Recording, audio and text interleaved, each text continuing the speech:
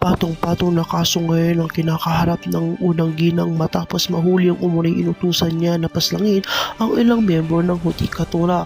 Ayon sa National Bureau of Investigation, naaresto kayo ng umaga ang isang suspect na nagsiwalat ng umunay utos ni Marcos para ipakitil ang mga mestrado may hawak sa ilang kasong may kaugnay sa kanilang pamilya. Sa sinasagawang investigasyon, may sapat umanong ebidensya para sampahan ng kasong attempted murder, obstruction of justice at conspiracy to commit murder si Marcos.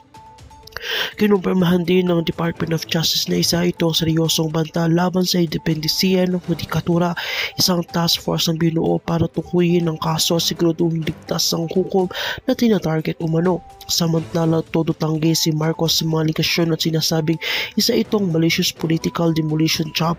Patuloy ang investigasyon at inaasahang haharap sa preliminary hearing si Liza Marcos sa susunod na linggo. Samantala, maring planawagan ng taong bayan at ilang grupo ng civil society na pairalin ang katarungan at igalang ang due process.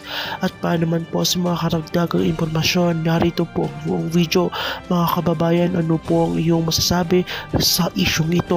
Yung una, huwag kalimutan mag-comment na sa aming comment section at huwag kalimutan i-like at subscribe ang aming channel para update ka sa mga panibagong balita.